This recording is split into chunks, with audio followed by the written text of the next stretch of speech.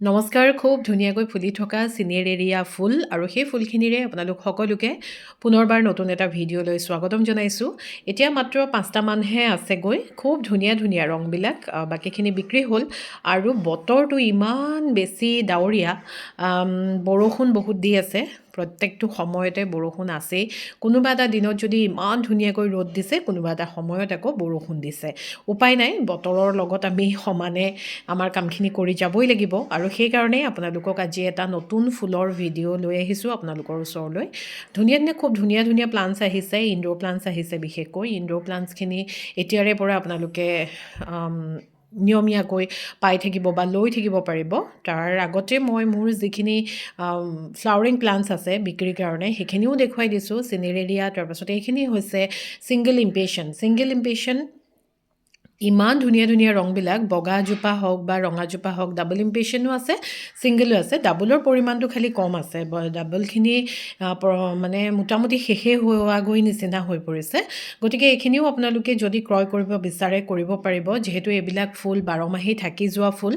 এইটো হৈছে ছান ইম্পেশ্যন আৰু ইমান ধুনীয়া ৰং এটা ওলাইছে। যথেষ্ট ডাঙৰ আকাৰৰ প্লাণ্ট আছে।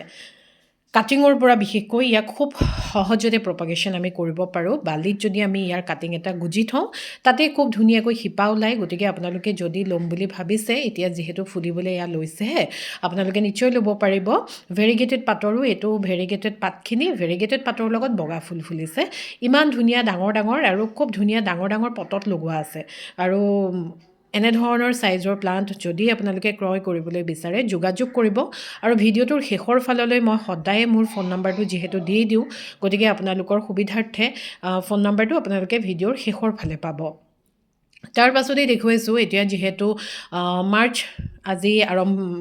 সোমালেই, গতিকে মাৰ্চৰ পাছতেই আহিব এপ্ৰিল বুলি কোৱাৰ লগে লগে আমাৰ অসমীয়াৰ প্ৰত্যেকগৰাকী অসমীয়াৰে বহাগ বিহু।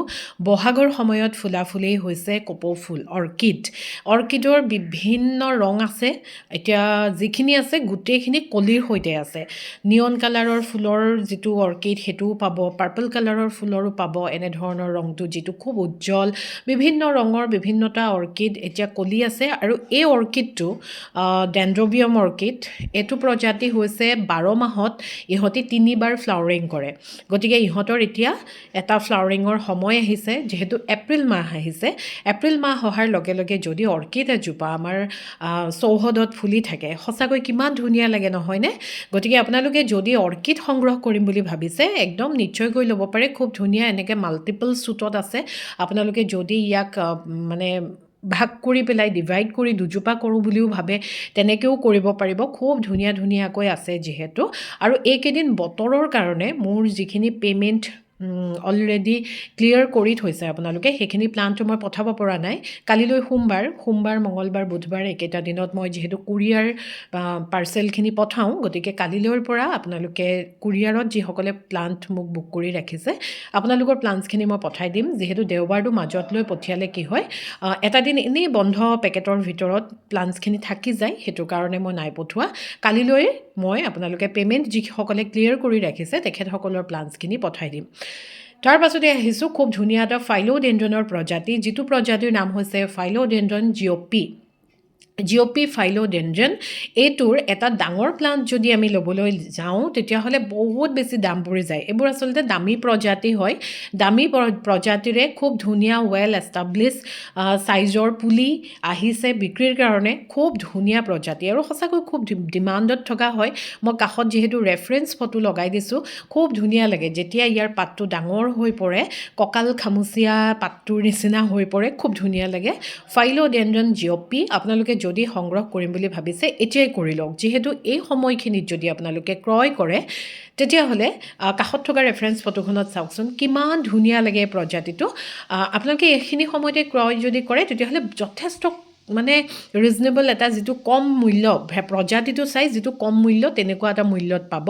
ঠিক একেধৰণৰ কথা এই প্ৰজাতিটোতো। এইটো হৈছে বহু লোকে বিচাৰি থকা এটা ফাৰ্ণৰ প্ৰজাতি, যিটো প্ৰজাতি নাম হৈছে ট্ৰি ফাৰ্ণ। কাষত ৰেফাৰেঞ্চ ফটোখন আপোনালোকে দেখিছে, খুব ধুনীয়া ৰূপ এটা লয়গৈ। আৰু মোৰ নিজৰ যিটো ট্ৰি ফাৰ্ণ সেইটোতো মই যথেষ্ট দাম দি ক্ৰয় কৰিছিলোঁ। মই আপোনালোকক দেখুৱাইছিলোঁ, মই যেতিয়া ক্ৰয় কৰিছিলোঁ মই 450 টকাত সেইটো লৈছিলোঁ।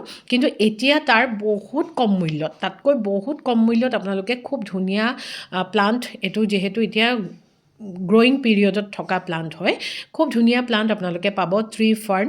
যিসকলে মোক ট্ৰি ফাৰ্ণৰ কথা যোৱা বছৰো সুধি আছিলে বা তাৰ মাজে মাজে যিসকল সেউজ প্ৰেমীয়ে মোক সুধি থাকে ট্ৰি ফাৰ্ণ আহিছে নেকি বুলি, আপোনালোকৰ কাৰণে মই কৈ দিছোঁ যে এতিয়া ট্ৰি ফাৰ্ণ আপোনালোকে ল'ব পাৰিব। খুব ধুনীয়া প্লাণ্ট আহিছে আৰু খুব ধুনীয়া দামত পাব, ৰিজনেবল প্ৰাইচত পাব। তাৰ পাছতেই হেংগিং ফাৰ্ণ এটা দেখুৱাইছোঁ আপোনালোকক। এইটোতো একেবাৰে খুব মানে ধুনীয়া আকাৰত আছে আৰু মাল্টিপল হৈ আছে। ইয়াক আমি ভাগ কৰোঁ বুলি ক'লেও খুব ধুনীয়াকৈ মাল্টিপ্লাই কৰিব পাৰোঁ। গতিকে এইটো হৈছে যিটো আপোনাৰ ডুৱাৰ্ফ বষ্টন ফাৰ্ণ, সেইটো ডুৱাৰ্ফ বষ্টন ফাৰ্ণ। এই প্ৰজাতিটো বিশেষকৈ হেংগিং টাবত খুব ধুনীয়া লাগে। হেংগিং টাবত যেতিয়া হেং হৈ থাকে, টাবটো সম্পূৰ্ণৰূপে ঢাকি থৈ দিয়ে, বা এতিয়াও আপোনালোকে দেখিছে মই হাতত লৈ থকা পটটো ইয়াত ওলোৱাই নাই। আৰু অকণমান ডাঙৰ জেগা এটা পাই গ'লে সি আৰু বহলকৈ আহল বহলকৈ বাঢ়িব। গতিকে এইটো হৈছে ডুৱাৰ্ফ বষ্টন ফাৰ্ণ, যিসকলে ফাৰ্ণৰ প্ৰজাতি সংগ্ৰহ কৰি ভাল পায়। আৰু ফাৰ্ণৰ প্ৰজাতিসমূহ যিহেতু বাৰিষা অহাৰ লগে লগে একদম মন পৰসা হৈ সেউজীয়া আমাক বিলাই থাকে, খুব ধুনীয়া হৈ পৰে। এতিয়া ইহঁতৰ ৰূপবিলাক খুব ধুনীয়া হ'বলৈ আৰম্ভ কৰিছেই। এতিয়া যিহেতু মাৰ্চ সোমালেই, মাৰ্চ সোমোৱাৰ লগে লগেই ইনডোৰ প্লাণ্টৰ সময় আহি পৰে যিহেতু, গতিকে এই প্ৰজাতিটো আপোনালোকে সংগ্ৰহ কৰিব পাৰিব। তাৰ পাছতেই দেখুৱাইছোঁ ফাইলোডেণ্ড্ৰনৰ আন এটা খুব ধুনীয়া এটা দামী প্ৰজাতি। কিন্তু এই প্ৰজাতিটো এনেধৰণৰ ছাইজত আহিছে, আৰু এই ছাইজটোতে যদি আপোনালোকে সংগ্ৰহ কৰে তেতিয়াহ'লে খুব ধুনীয়া মূল্যত আপোনালোকে ল'ব পাৰিব। ইয়াৰ নামটো হৈছে চকো ইমপ্ৰেছ, ফাইলোডেণ্ড্ৰন চকো ইমপ্ৰেছ। খুব ধুনীয়া লাগে দেখিবলৈ, আৰু ইয়াৰ ষ্টেমডালৰ লগতে পাতৰ যিটো ৰং, সেই ৰংটো সঁচাকৈ খুব ধুনীয়া, চকলেট ৰঙৰ নিচিনা হৈ পৰে, খুব ধুনীয়া লাগে দেখিবলৈ। এইবোৰ আচলতে খুব ডিমাণ্ডেবল প্ৰজাতি, দামী প্ৰজাতি, কিন্তু ইমান দাম দি যিহেতু সকলোৱে ক্ৰয় কৰিব নোৱাৰে, সেইকাৰণে এনেধৰণৰ সৰু প্লাণ্টবিলাকো এভেইলেবল হৈছে। কাষত ৰেফাৰেঞ্চ ফটোখনত চাওকচোন কিমান ধুনীয়া লাগে এই প্ৰজাতিটো। আৰু এতিয়া যিহেতু ই খুব ধুনীয়াকৈ নতুন নতুন পাত উলিয়াই আছে, আৰু 1-2 মাহৰ ভিতৰতে ইহঁতি খুব ধুনীয়া পুৰঠ এটা প্লাণ্টলৈ ৰূপান্তৰিত হ'ব। গতিকে আপোনালোকে যদি এই সময়খিনিত এইখিনি প্লাণ্ট ল'ম বুলি ভাবিছে, একদম উচিত সময়, লৈ লওক। দামো ধুনীয়া পাব, প্লাণ্টটো ভাল পাব আপোনালোকে। ইয়াতকৈ অকণমান ডাঙৰ হৈ যোৱাৰ লগে লগে যিহেতু দামবোৰ বাঢ়ি যায়, গতিকে ৰেয়াৰ প্লাণ্টছখিনি এনেধৰণৰ ছাইজত যদি লয় তেতিয়াহ'লে আপোনালোকৰ কাৰণেই যথেষ্ট লাভৰ ঘৰত থাকে আপোনালোক।